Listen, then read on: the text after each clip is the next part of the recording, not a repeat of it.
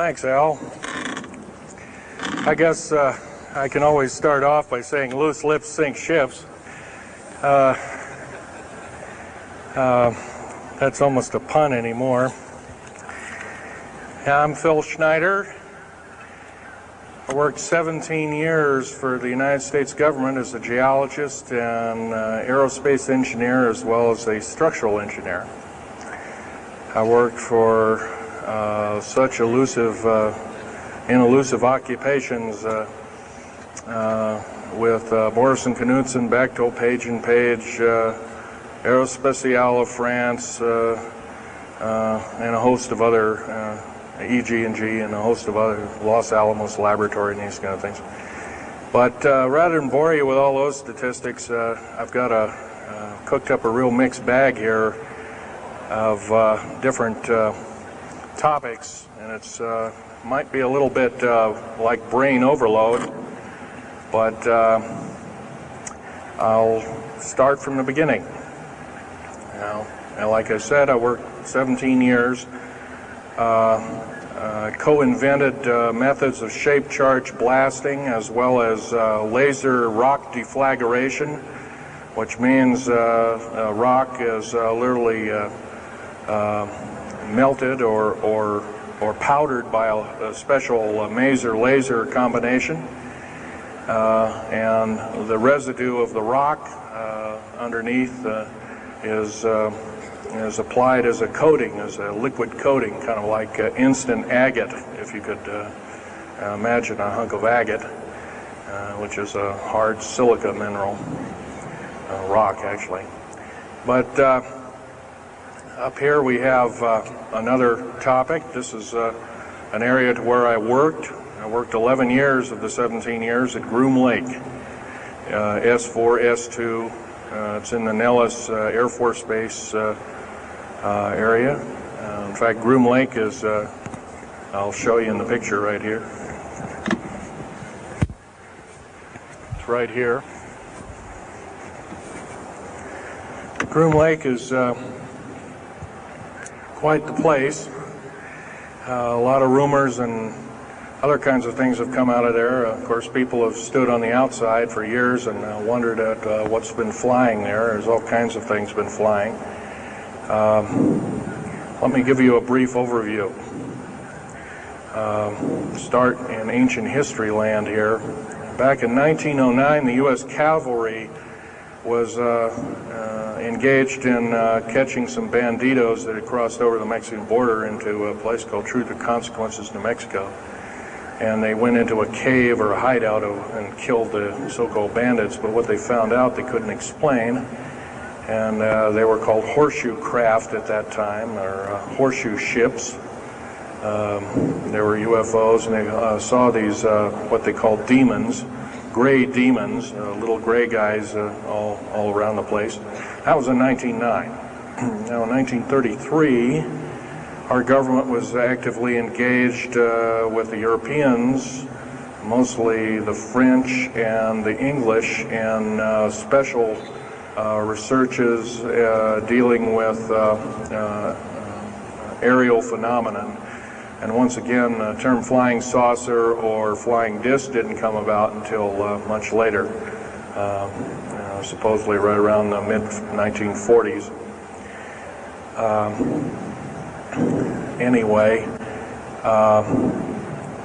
the whole thing here is that also in 1946, I might want to add, we were engaged in atomic bomb testing and this kind of a like, and of course the area of Bikini Atoll. Some of the pictures are over here on the white board, showing with the actual language of both the U.S. Army and U.S. Navy archives. Anyway, these flying ships were seen as early as 1945, 46. Some of them were called Foo Fighters, and you name it. They were fully known about, maybe as early as 1935 or 36 by our U.S. Navy. And there was a shallow underwater base at Bikini Island, and that was probably the one reason why a number of atomic bombs were exploded in that area rather than other areas which they could have been even more remote out in the South Pacific at Operation Crossroads. Well, anyway, this all led up to later on, about 6-8 years later, 1954, during the Eisenhower administration, led to a interesting treaty called the Greada 1954 Treaty. It was the Alien-Human Treaty. And supposedly the aliens had come in and exchanged technology, and they'd want to take an occasional human being and a few head of cows, and accurate books were supposedly to be kept and all this kind of stuff. And of course, eventually all that broke down, and aliens are notorious for being liars, even greater liars than so-called, in quote, we humans are. So alien treaties are often just not even the pieces of paper they're written on, they're just really kind of worthless. Anyway, my work as a geologist in building underground military bases, some of which are over 2 miles underground. And I think when you listen to Al tonight, if you have a chance to listen to him, he will speak of, Al's actually been on some of the high-speed monorail subway cars, if you might want to call them, that link these bases together. Some of them are capable of riding on a cushion of air about 3/4 of an inch off a rail at a better part of Mach 2. And he's actually been on one of these trains. I've only been in one of the tunnels and helped build some of the tunnels. Incidentally, I helped work on 13 deep underground military bases. Had hands-on experience. Notorious was the one in and around the Dulce, the southeastern and southwestern sides of Dulce, New Mexico, in the Los Alamos laboratory regions, where we built some hermetically sealed rooms that were very deep, going down over a mile. We also built additions onto Groom Lake and S2 and S4 complexes. There are a total of 9 underground. They're called DUMBs. Like, you can learn a lot from this dummy, but DUMB stands for Deep Underground Military Base, and or a deep underground DUM2, for instance, is a submarine base, and I helped build a few of those too, which are off our continental shelves and then certain islands and out in the Atlantic and the Pacific in strategic locations. All this, I can hardly, in an hour's time, I can hardly squeeze all this in, so I'll be kind of rambling here if you just bear with me. The main topic of my discussion here is to link up basically what's going on with these deep underground military bases, what they're being used for, what is the present situation now being employed both by our federal government, which is slowly being phased out by the United Nations government, as well as the New World, end quote, the New World Order, which is an even higher entity, and who these higher entities are taking their orders from, and try and link up basically what's going on. A lot of us have been kept in the dark. We've been given, maybe most recently over here, photographs of an alien at Roswell. I'll just make a very brief statement about that. The photographs cannot stand up to a computer grain analysis test and therefore are retouched or faked. They're not real. The real one, the real photograph of the charred or dead alien that was, or one of the several that were autopsied, is over here, was given to me by a friend by the name of Skip Fromback of Seattle. And his father worked as one of the principal doctors. He was from Germany at the time, and worked on some of the autopsy material, from what I understand. along with other people. Anyway, you just can't believe everything, and that goes for me. You got to get out there and do your homework. Like I always say, you might don't put your spectacles on, you put your skepticals on when you listen to me. So if we can have a show of hands here, how many people have heard about Roswell, New Mexico? Very good, almost all. And how many people have heard about the black helicopters and the other kinds of flying saucers type equipments out at Groom Lake and other places? Very good. Well, this obviously is a nice enlightened audience. Most of you have probably seen what a black helicopter is, or maybe even gotten rare glimpses of an F-117A Black Jet, or Stealth, as they're often called, or a B-2 bomber, B-1 bomber, or some of these other sophisticated aircraft that are now being touted as the new technology. Once again, where did we get this new technology? Well, obviously we've had a little hand in that. Our little alien so-called buddies, have kind of exchanged things, not without a great cost. The cost of which has been a lot of people have disappeared. Some, and I'll blow this statistic by you, there's, according to current FBI and Defense Intelligence Agency and CIA statistics, 100,000 children and 1 million adults disappear every year, and these are not kidnappings or murders or rapes or suicides or anything, totally unaccounted for. And where are these people going to? Nobody knows. Maybe one of us in this room or somebody has encountered such an individual and lost a loved one or a friend or something, and that's unfortunate.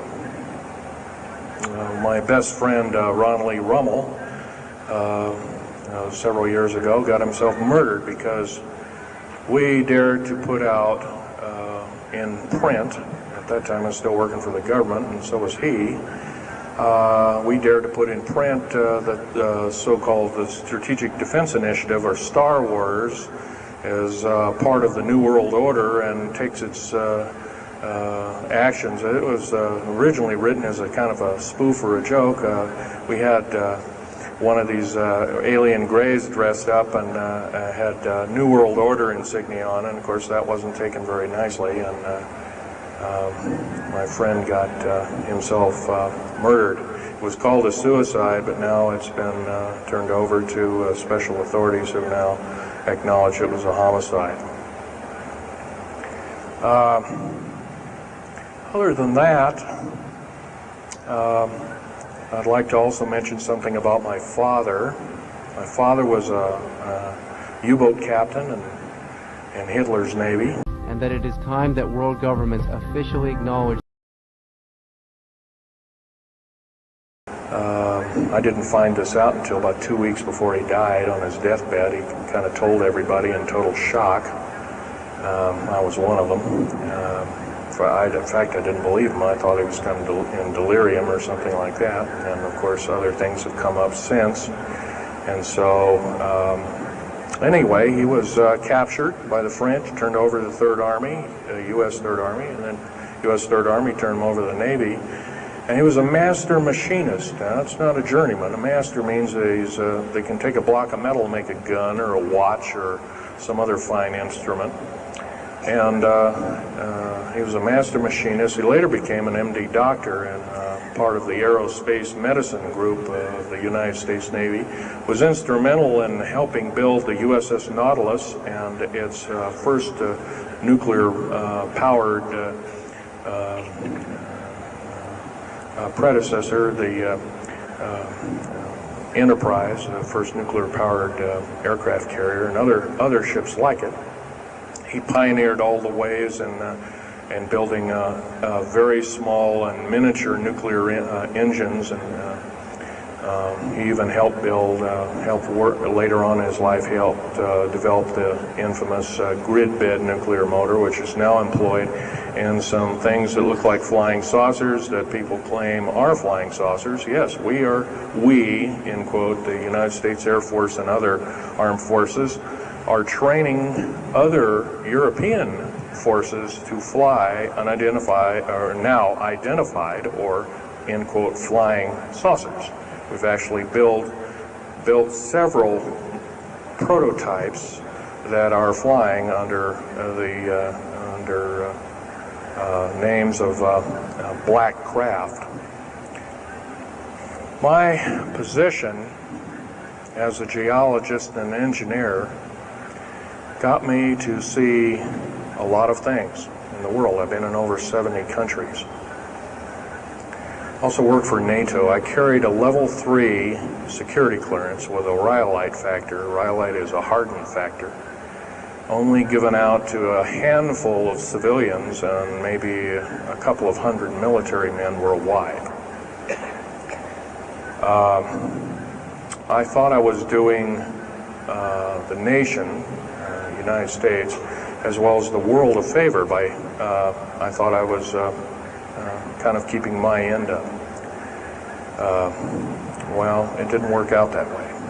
I was to later find out that these underground bases are now being employed as strategic bases for, in case there is martial law in this country. Right now, our military professors that used to be in war colleges and the like are training people like ex-Russian KGB and Spetsnaz people right here on American soil. I've seen it with my own 2 eyes, along with other people, other geologists. By the way, I'm still a geologist, still do geological survey work. However, I don't work for the government anymore. I took my security clearance and all my government stuff and cut it up and sent it back to the, pardon my French, SOBs. When I found out that a number of these 131 deep underground military bases are being used to subvert the Constitution of these United States and its people, I says, that is enough. I can't possibly be connected. Oh, well, Mr. Schneider, you can't quit, they said. Well, I says, yes, I can. I'm an individual, I'm going to quit, and I'm walking off the job. And he says, so I got arrested and casually told, well, you got to finish a job. And so I caved into that part, and I finished 3 weeks, and then at that time my father was dying, and I was allowed home, and I never went back for my paychecks. Don't intend to either. These people are beginning to show signs of being our utmost enemy. I'm talking about military people now engaged in training foreign troops on American soil, clearly against the Bill of Rights and the U.S. Constitution. It's why we formed a government, why our forefathers formed a government, a republic of these United States in the first place, way back 200 plus years ago. Because the drawing and quartering of soldiers, taxation without representation, law by edict, otherwise known as today's version, executive order, among other things. The very reasons that we became, in quote, free, a free republic, a free society, possibly one of the greatest nations to ever be a nation on this earth, were instilled in our founding fathers that are now so far away from the people now running our federal government structure. So I'm here today to touch upon a number of subjects. One being that these underground bases are roughly over 3 of them per state. There's now, instead of 12 prison camps, there's 39. That's almost 1 per state. They're building 2 prison camps every seven months. They're building 2 underground military bases every year. Each one of these military bases, by the way, these underground military bases, they cost somewhere between $17 and $26 billion. They employ 1,800 to 10,000 workers each in varying grades of skill. They gobble up totally through the black budget, over 1/4 of the black budget, or roughly $310 billion. Of course, you may say, where are these figures coming from? Well, the black budget, as we know it, in quote, black projects, which anything called black is significant of hidden from Congress, hidden from the American people, and very few people are even in the know about it at all. But black budget per year garners over $500 billion a year. And it's these kind of huge quantities and sums of monies are garnered through CIA drug activity, National Security Agency clandestine operations, mostly in Panama and South America. Now also engaged in Russia in bringing and refining strategic metals. By the way, you might want to ask, where's all these kind of interesting new metals coming from? Over here on the whiteboard we have the new periodic table. It's got 140 elements. Now in our high schools of today, I was in a high school about a week ago, I saw a new periodic table, it had 105 elements on it. Now somewhere we're not being told the truth.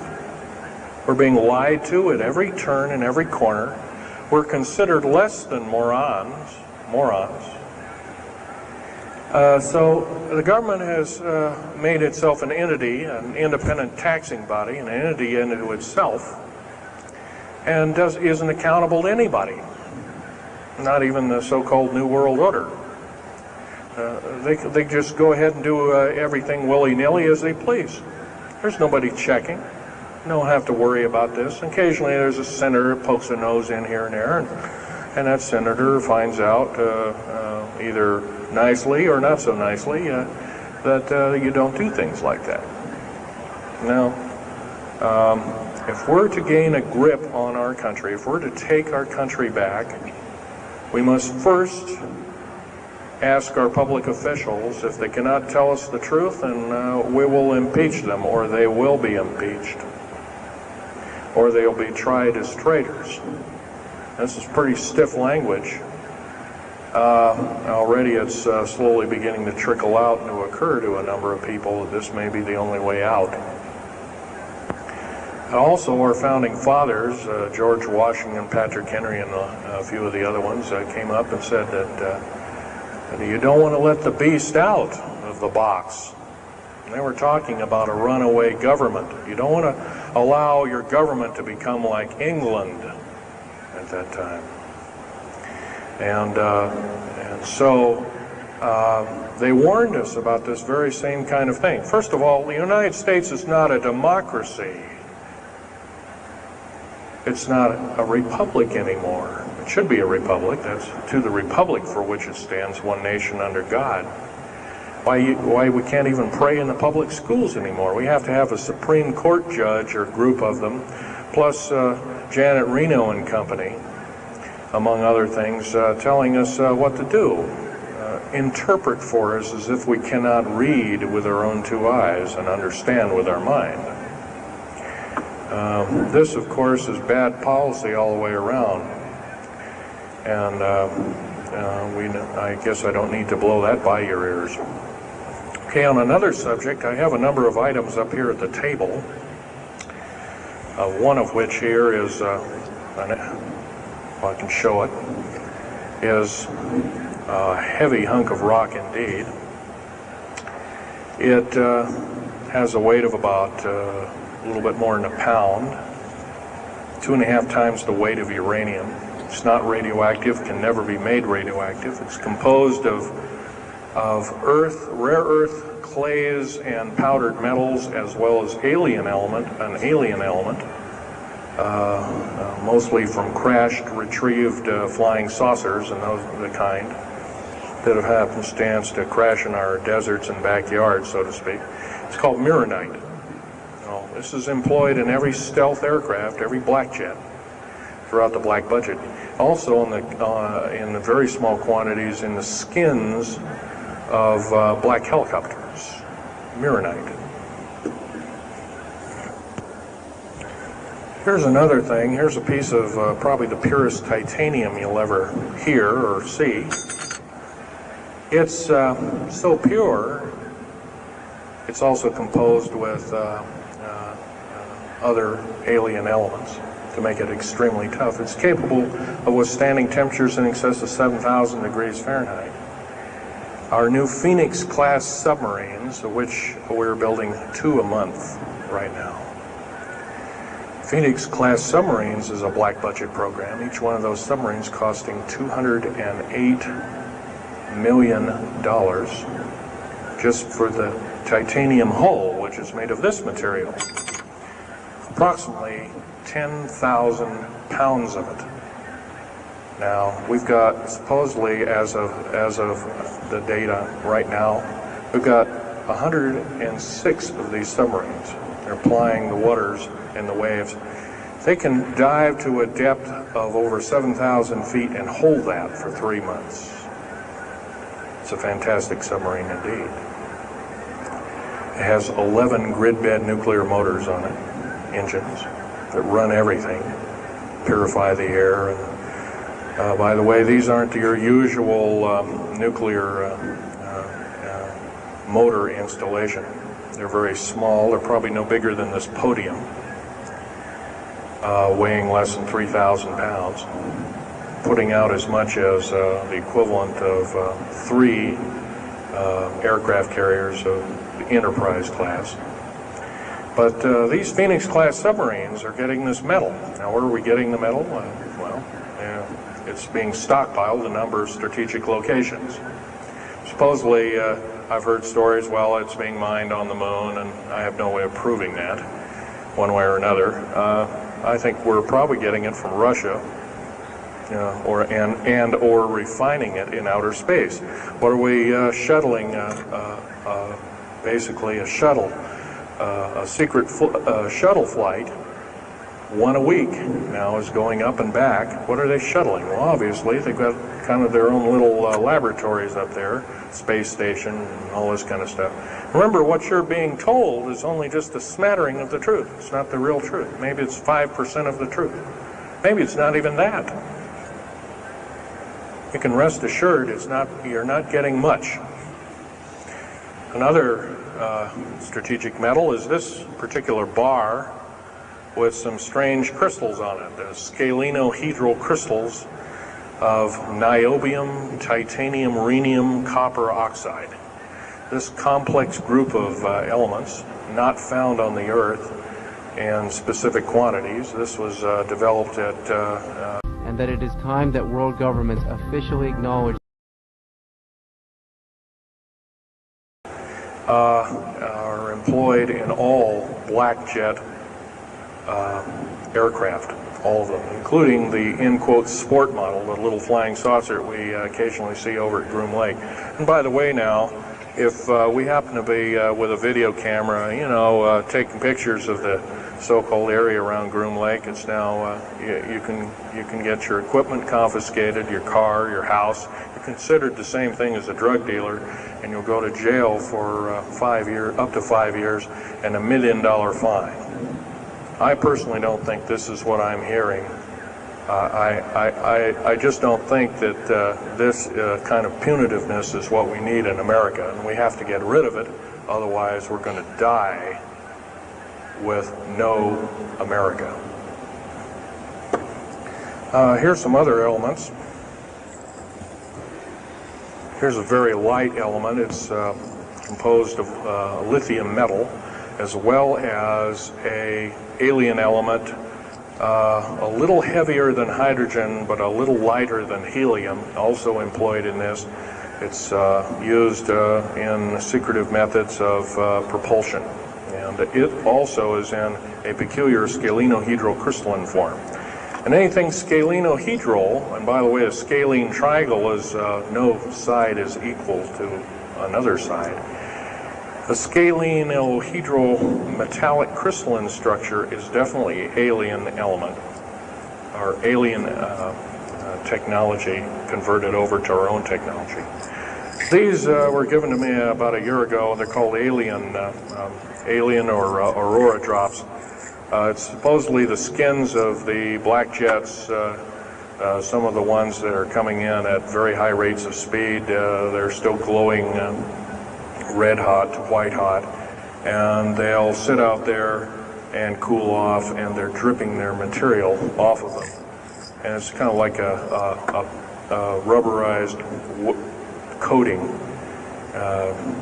It's not rubber, I can tell you that. This is hard as lava rock or harder, capable of withstanding tremendous temperatures, but nonetheless some of it sloughs off every time, and so they just kind of scoop it up and throw it in the trash can. There are a few pieces of it. Here's one of the hardest so-called man-made rocks. Once again, it's got a number of alien counterpart. It's got an alien crystalline structure to it, very advanced.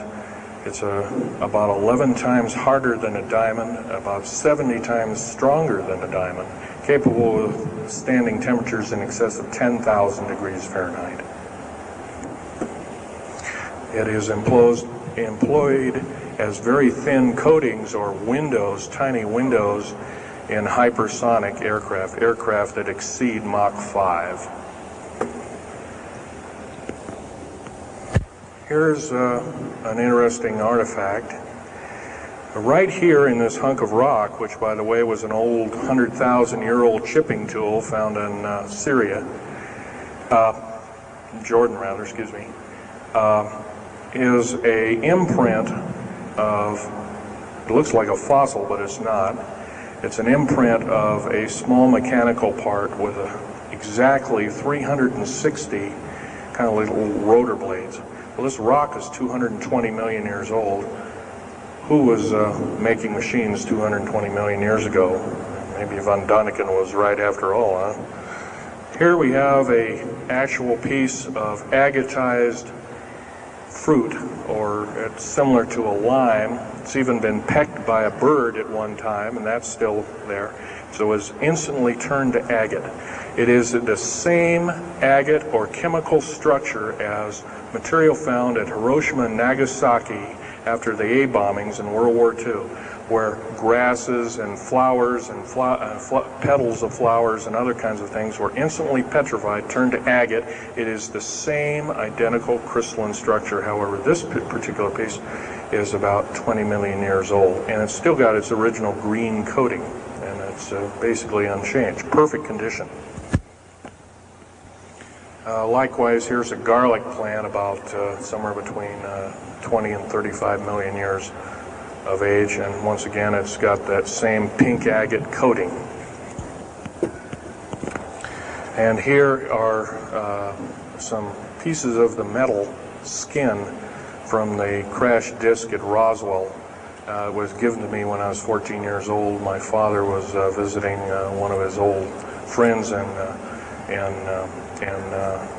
the Navy archives, as well as he was in the Royal Navy in England. And I, as a 14-year-old boy, I says, "Gee, Dad, can I ask Johnny something?" "Oh, go ahead, ask him. Get anything you can from him," you know, that kind of thing. I says, "Well, gee, Johnny, well, do you think I can have a piece of this metal?" "Oh, no, you can't have that." And I says, "Oh, give it to the kid. What the heck? He won't have it very long anyway." Well, I've had it all this time. It's kind of a unique thing. They were able to break the skin of that craft, by the way, by dropping it into a bath of liquid nitrogen, hitting it with a mechanical or hydraulic hammer, and it shattered into little bits. And it was later analyzed and adapted for our own technology. All these artifacts are fine, but once again, the main part of this talk is, where's it all leading to? We get very little spin-off to where any of this is leading to. Occasionally we'll get a new computer, or maybe a quartz watch, or some little trinket, kind of like giving the Indians beads a couple of hundred years ago. Well, we're getting these little spin-offs. But the black budget still rolls on, garnering up over $1 trillion every 2 years. It's somewhere between 1.023 trillion and 1.31 trillion dollars every 2 years. And every year it goes by and the black budget is unchecked, unaccounted for. It's just subverting our country. That's number one. Number two is that these underground military, first of all, if there was something like a nuclear war, or there was a definite enemy out there where we were going to be under attack, like from China or someplace like that, I could see maybe a couple of dozen underground bases for a government, and so it could theoretically rise up like the phoenix out of the ashes. Well, not 131 of these, and if you were going to so-called round people up and put them in prison camps, what a better prison camp than underground, where nobody knows where it is anyway. So once again, these underground bases are most likely been planned as underground prison camps and slave labor factories for the New World Order. New World Order, by the way, is getting, and I'm probably the only person ever talking about this, the New World Order is taking, and the United Nations is taking its orders from, believe it or not, these more powerful outer space alien entities. We might call them the large grays or the small grays. Sinister forces indeed. And you might want to say, well, gee, how come we don't see more of this kind of thing? Well, you can just imagine. If you're only being told 5% or less of the truth, that isn't very much to go on. That's one thing. Another thing is, you don't find very many people coming up here and letting you have hands-on experience. I'm going to try and do this to you. However, I do ask you to go out and do your homework and keep doing it. Don't necessarily believe in what I'm saying, but get out there and talk to people. Whether it's just a couple of neighbors or friends or something, get out there and talk. Because one will tell two and two will tell four, and then pretty soon you have a whole room full of people that are in the know. And then from there, wonders can work. Other than that, as far as changing the black budget, these clandestine programs, public opinion is only going to do that, and it's going to take millions of us. But we have to be informed. And to do that, we have to be doing what we're doing now, gathering and talking. And, of course, most of us are adults and can weed out fact from fiction. Most of us are responsible adults and know the difference between fact and fiction and how to use it or how to abuse it. And so we, therefore, have to continue to keep studying and keep talking. If there's just me out there, and believe it or not, there aren't very many people like myself out there talking. I've given over 30 talks in the United States, Canada, Japan, went over to England, went into Japan kind of illegal, came back the same weekend. They flew me in and out, but give a talk to a number of their execs, and they were very interested indeed. Now, if this was all a bunch of poppycock and hooey and poo-poo, I wouldn't be listened to, be given an audience by these people, but evidently I have. But 13 attempts on my life since the first of this year. a number of you ladies present, so I won't gore you out, but Al has seen some of the wounds, and there's a few other people that have been to a few of my other lectures, and they can attest that I have been shot. I've been run off the road, I've been pushed off the road, I've been mostly shot at, and that kind of thing like that.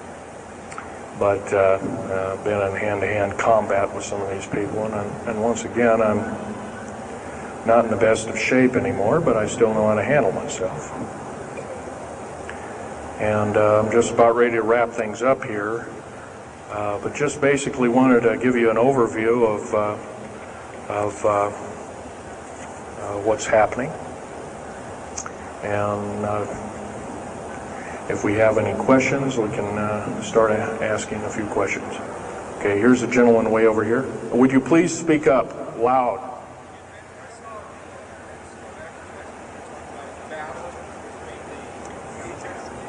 Yes, I was involved in in 1979, in August, late August of 1979. I was involved working through Los Alamos Laboratories at Dulce, New Mexico, and what's now known as the Alien-Human War. 66 Secret Service agents, government workers, geologists, and the like. I almost bit the dust. I could have been number 67. Lost their lives that day because the government lied and knew full well what was underneath. And what we'd done is, out in the desert there, we had drilled in a period of a couple of days, we drilled 4 of these holes that went down several thousand feet. And one of these holes kept bringing up dirty dust and putrefying odors and broken off machine bits and other kinds of things like that. Boring machines as well as lasers came up damaged. And of course, there was a probe that was sent down, and that came up totally missing. And so people were sent down there, and I was one of the people. And when I got down there, of course, the odor was, and remember, I was in a spacesuit type environment. All I had was a small tool belt with special sensors, a small rock hammer, and a rucksack for mineral specimens and other kinds of things like that. And I had my little pistol. And being an engineer, didn't have time to carry a big hunk of pistol like most of these Green Berets carry, stuff like that, Black Berets. I carried a little Walther PPK with a 9-shot clip. As soon as I got down this hole, standing about from me to this gentleman over here in the front row, about 10 or so feet away, 7 feet away, something like that, was one of these 7-foot-tall stinking alien guys, and I didn't waste any time. I said, I'm not fiddling with you guys, and boom, away you go. And I was one of the rare few that had been allured that this may or may not occur, and so basically was given ET training, but a lot of these other people weren't. And we were, in fact, it was asked, are there aliens in the area? And of course, the big question was no. And that was a big lie. And of course, 66 people died that day. I have a big hole in my chest. I lost my lung was literally burnt out of me. My fingers burnt off of me. My toenails burnt off of me. And that it is time that world governments officially acknowledge Isolation therapy for 400 plus days. My bones were vitrified or burnt. I was cooked. I managed to survive. They're telling you something about it today. But other than that, I'm the only talking survivor. There are only 2 other survivors, and they're in nursing homes up in Canada. And Canada refuses to allow the United States officials to talk to them, and they're in very bad shape indeed. One of them can't talk, and the other one doesn't want to. So they're regarded as Canadian heroes, and so they're being kept by Canada. Okay, this fellow over here. Speak up loud. Okay, are there any bases, Actually, yes, there's several. In fact, as I was coming to this talk, I was supposed to be here by plane, but there was a subsequent foul-up. Anyway, I drove all the way and did it in one day. But as I was coming over up near Cheyenne, I noticed the military, Air Force and the Army are building a so-called new, in quote, boot camp, prison camp, right up in Cheyenne, brand new. And I was here 3 months ago, that wasn't there. So it's something brand new. In Colorado, yes, there's about 4 underground bases, one being at Denver International Air Base. I call it Air Base, spaceport, or whatever you want to call it. Denver International Airport. No wonder your luggage gets lost. There are 8 levels underneath the airport, tarmac there, in quote tarmac or cement mac. And so those bags could be there for a damn long time. Why, just imagine if this was instantly turned to agate 30 or more million years ago, those bags could very well be the same way. So yeah, there's a number of them, and I wish I had a map with me. In fact, in subsequent talks, I'll have a map, which will be put on the overhead. In fact, my next talk, I plan to have just that. I had planned to bring a map here and had all the latitudes and longitudes of all the bases, and I can't do that. That would be a nice jail sentence for me, so I didn't bring it. So. But other than that, I'll have that all researched for you. Yes, this woman.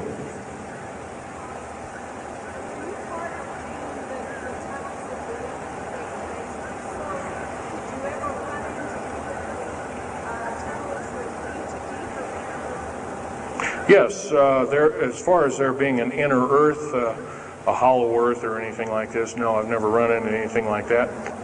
However, Al Bielek has been on these tunnel trains at the better part of Mach 2, going from coast to coast in an hour and a half, faster than any jet plane that we got, including the SST, or thereabouts, the same rapid speed.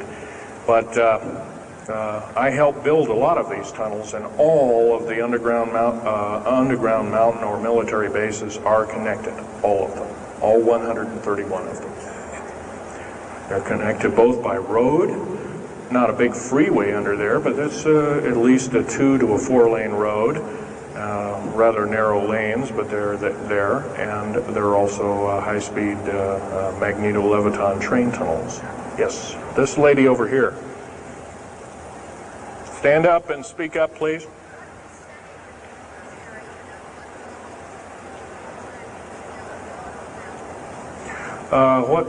What levels of military personnel know about this? Most of the levels of military know about this, especially the higher levels, higher officer levels. The enlisted, I'm sure, don't, or is basically kept in the dark like we are, end quote, we are. So, yeah. This fellow right here with the hat on. Where are most of these bases located at? Well, there's 131 of them in the United States, 127 of them in the lower 48. There's some in Canada, I'm not counting those. And some in northern Mexico, I'm not counting those either. They average about 4¼ cubic miles hollowed out underground, an average depth of 5,700 feet underground. Average cost $17 to $31 billion each. They employ anywhere from 1,800 to 10,000 people. And some very large ones now being built in Sweden, one of which is repudiated to be 30 cubic miles. It'll take 5 years to build that one at a cost of about $2 trillion. And that's all being supplied by the United Nations. Yes. Anybody over here? No. This gentleman. Speak up, please.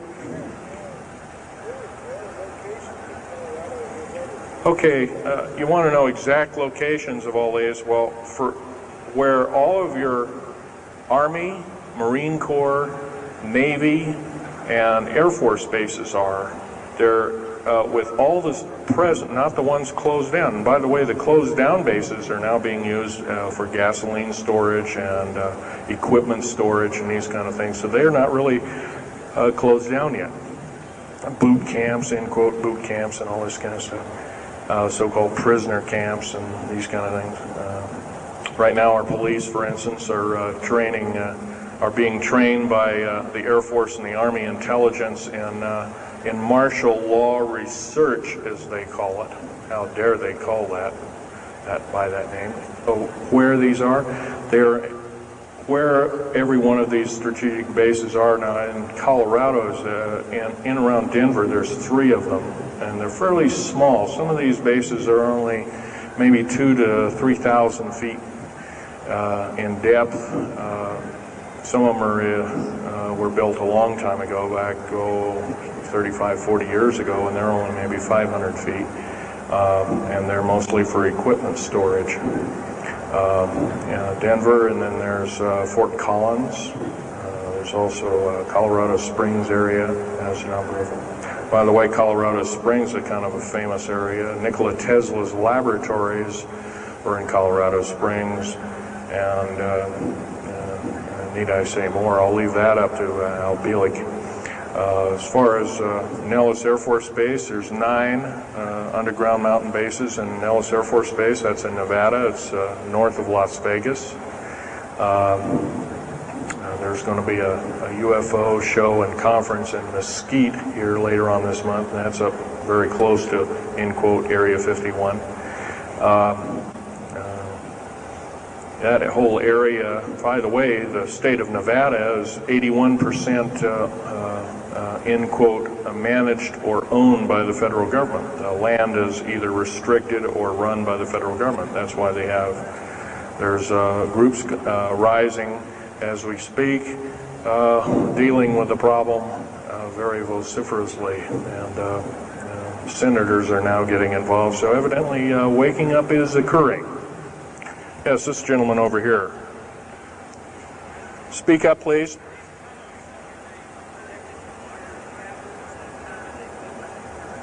Okay. Yes, they are. The gentleman asked, are these tunnels connected to large caverns? Yes, these large bases are basically like this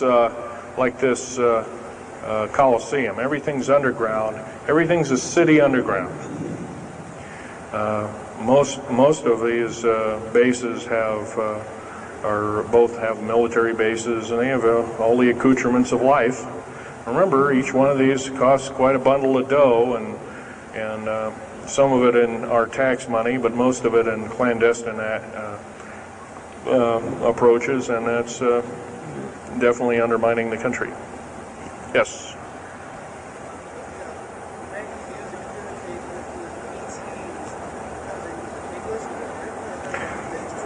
Well, some of them have a difficulty in understanding our language. It's too slow to them.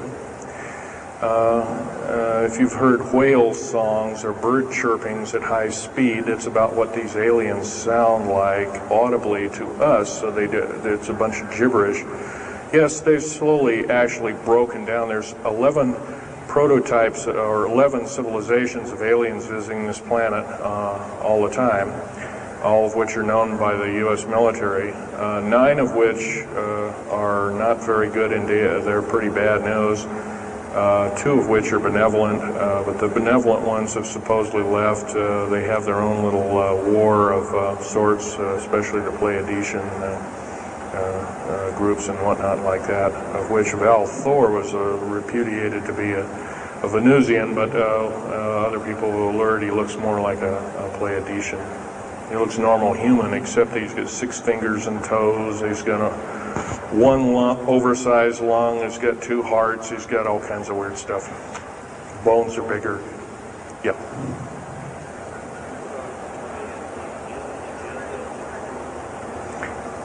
The man asked, do I tie in the alien agenda to the New World Order? Yes, sir, 100%.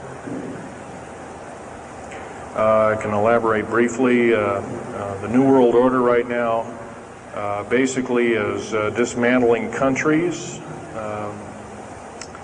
governments, telling governments not to war with each other anymore, basically, so that looks good on the outside.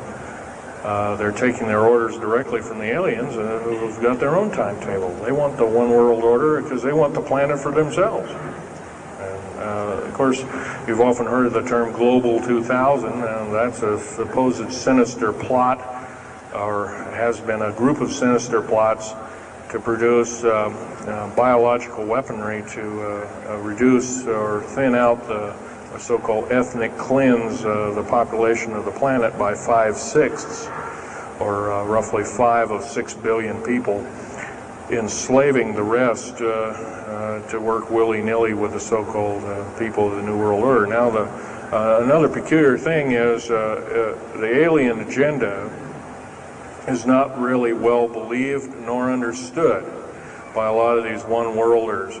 They don't believe it. They think they've been singled out for their own end of glory, and what they don't know is they're just another human being, and according to the negative or bad aliens, they're just another, we're considered bags of food to them. They don't eat us like we think of a cannibal eating a hunk of meat, but they use our glandular secretions as part of their food base, our blood and our glandular secretions like adrenochrome and other kinds of things like this. And in fact, the Atlanta Center for Disease Control has figured out ways that we can combat this and all this kind of thing like that. It might be where these new designer diseases like AIDS and Ebola and hantavirus and all these kinds of things have come up out of nowhere, and these diseases, end quote, almost have a mind of their own. Yes, this lady here.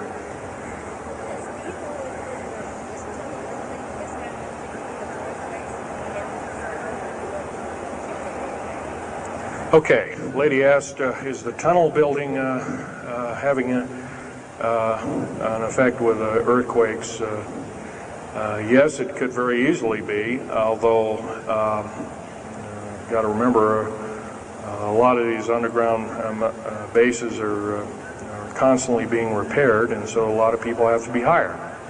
As far as the U.S. government, second part of her question was, is the U.S. government modifying our weather? Yes, that's an affirmative.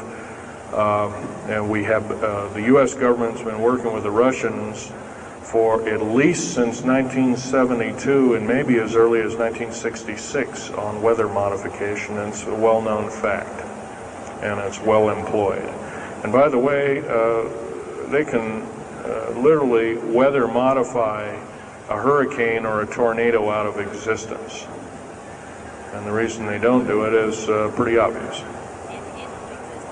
And right, or they could actually send a plane inside of a hurricane, for instance, that would blow off an atmospheric bomb or a shockwave bomb in the eye of the thing, and it would completely dissipate. Well, they don't do this, of course, and there's probably other reasons for that, see which way it goes or what kind of havoc and how we can study the havoc, and we go from there. This fellow way in the back in the black. How do we learn more about our general topic? Well, there's this particular fellow, his name is Richard Sauder, PhD. He wrote a book recently, Underground. And that it is time that world governments officially acknowledge.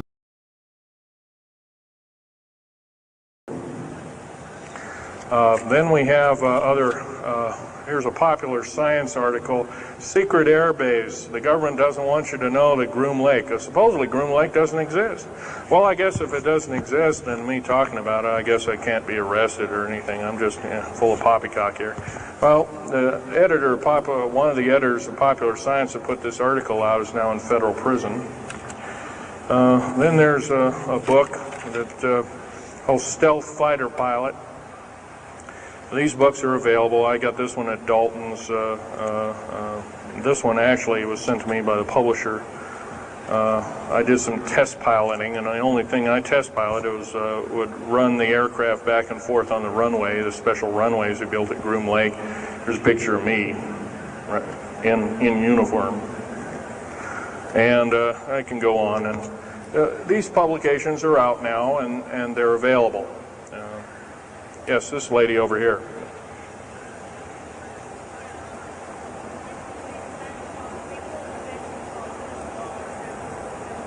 I can't hear you. What?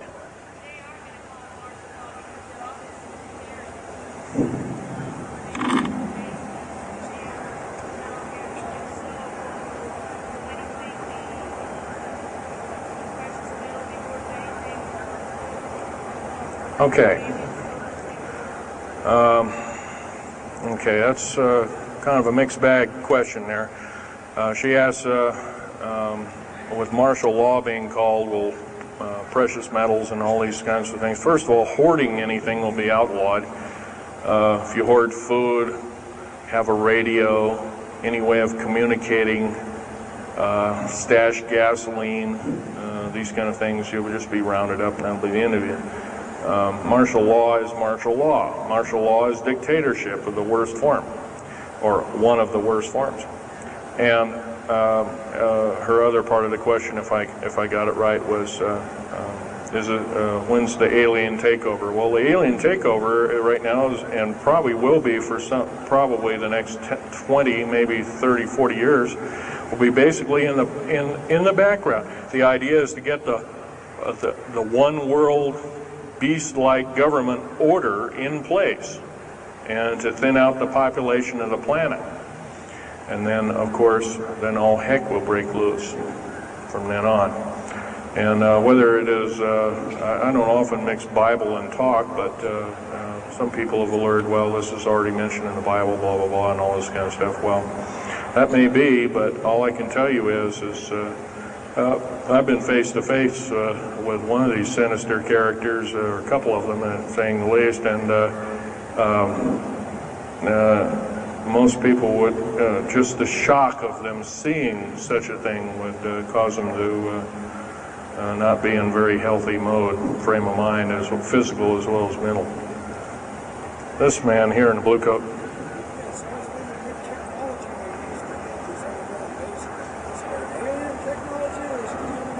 Well, it's a combination. What technology is used to build these underground bases? Well, we have lasers that can drill out, or basically deflagrate or melt out a tunnel 7 miles a day. And that tunnel is 28 feet wide, 28 feet high. You've been told about drilling and boring machines in a very slow, 1/4 mile a day. Most of that went out in World War II. Most of that's all World War I or World War II era materials. And once again, you've been badly lied to. I can hardly believe, first of all, I've worked on public engineering projects, and we do better in grinding up road beds and laying them down at the rate of 4 miles a day, and supposedly that doesn't exist. Well, I worked on one in the state of Oregon just a few months ago, and we built a tunnel for sewage tunnel and whatnot like that. It wasn't very big. It was about 6 feet across, and I drilled right through solid rock, right to base of under one of the hills in Portland for their new light rail. Did that in 2 days. But it was a small, complex tunnel. It was big enough for a man to crawl through and inspect. I was one of the people that inspected, so yeah. What technology? A lot of this is alien technology, readapted for our own use, but a lot of it's our own ingenuity too. So you can bet, how can you tell alien technology? Well, anything that's just absolutely outlandish, like taking a oxyacetylene welding torch and trying to cut into this metal and getting nowhere, obviously would be metals research, aircraft research and the like, and different tools and products, which things that are many times the hardness of diamond, or known hardened substances like borazon. Obviously, that's nothing that we came up with on our own. What we could have over a several hundred-year period. But you've got to remember, too, that the military technology is outstripping the public sector technology at the rate of 44 to 45 years of technology for every calendar year, every 12-month calendar year here. So every year going by this time in 1996, the military technology will be roughly 45 years more advanced than where we are today. So it's quite possible that way back in 1943, the U.S. Navy not only caused the ship to disappear, it literally disappeared and reappeared. Basically, military technology right now is about 1,200 years more advanced than public state technology. And computer technology right now, it's off the scale, I can't tell you. It's just right now, and employing just in black jet and stealth aircraft, the new computers are so completely advanced that we couldn't get them in the public sector for maybe another 40 or 50 years. Yes, this lady here.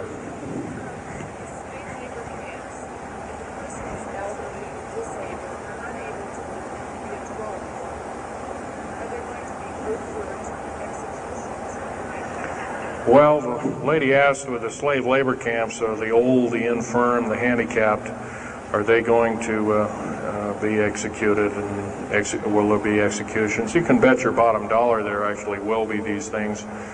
I wish I knew more, but I don't. I've had my own agenda to kind of keep up and talk about. But other than that, yes, I would imagine so. If you look at all the 39 prison camps that are presently built, and they're called boot camps, by the way. And of course, these new trains that they have that have 143 shackle placements per train, they're a scary thing indeed. You know what they're called? They're called United Nations Prisoner Transfer Cars. Oh, that's an appropriate name, I guess. Well, we got to wrap it up here. They're telling me it's time. I'll take one more question. This lady over here.